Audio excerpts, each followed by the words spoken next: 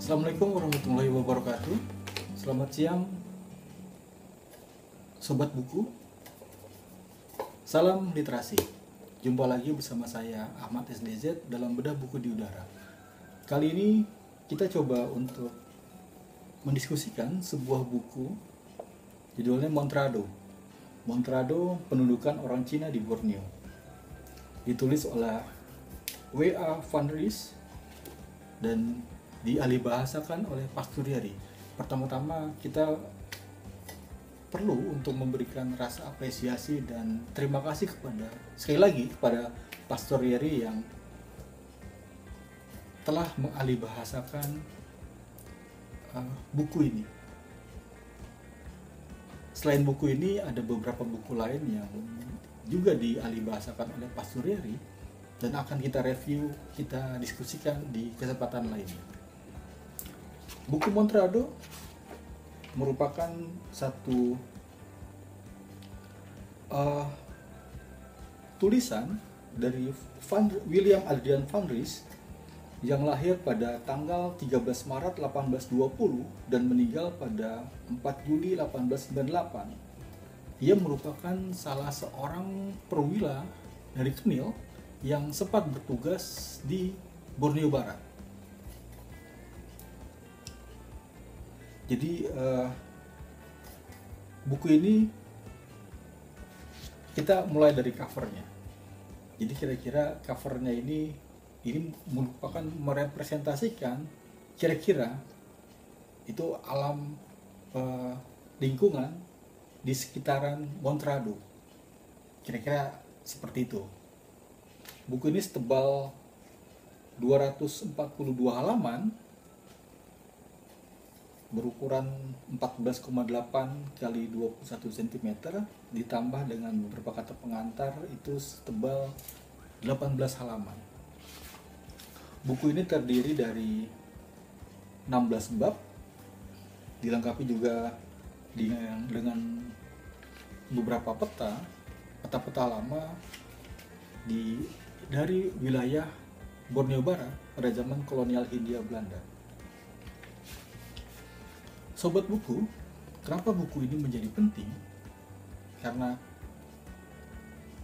kita bisa membaca catatan-catatan dari beberapa serdadu Belanda saat mereka melakukan agresi militer ke daerah Lara yang sekarang disebut Bengkayang. Jadi misalkan di halaman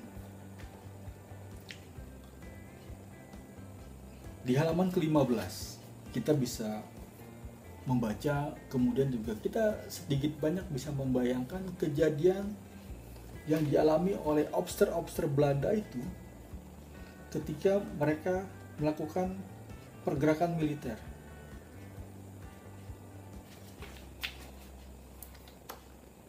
Hari berikutnya kami terpisah dari Borneo dan berdayung 1 mil lebih jauh masuk sungai dengan batang-batang pohon besar yang menutup muara. Tidak dilihat sedikit pun ada bangunan. Sobat buku, sebagai sebuah buku dengan latar belakang sejarah yang kuat, tentunya buku ini juga menjadi salah satu referensi penting untuk kita bisa melihat kejadian-kejadian di daerah Montrado khususnya, serta kejadian-kejadian yang ada di Borneo Barat pada era-era zaman kolonial Hindia Belanda.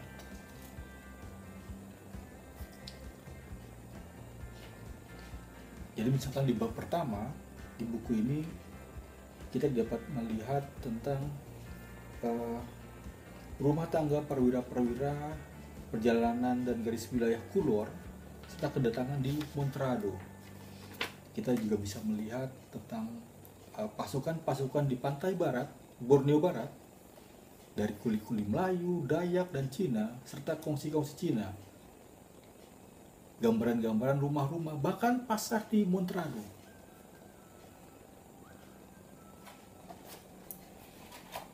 Di halaman 151 misalnya, kita bisa membayangkan tentang perjalanan yang dilakukan oleh officer Belanda ketika yang tadi saya bilang melakukan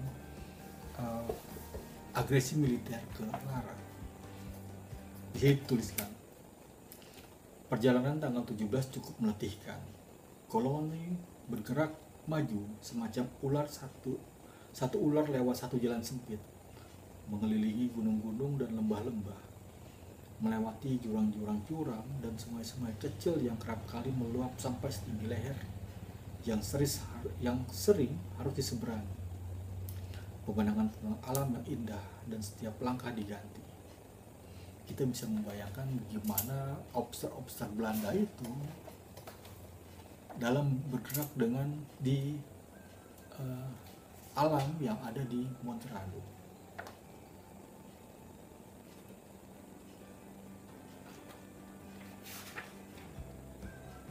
Nah, ini misalkan di bagian lampiran berkenaan dengan peta distrik-distrik Cina yang ada di pantai barat Borneo. Ini menjadi penting untuk kita bisa melihat penyebaran orang-orang Cina di pantai Borneo pada zaman kolonial Hindia Belanda.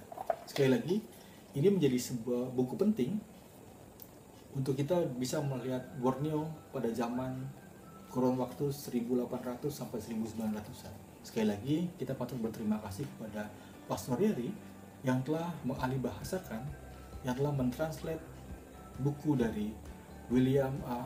Van Riesen. Udah buku di udara akan kembali lagi dengan buku yang lainnya. Salam literasi.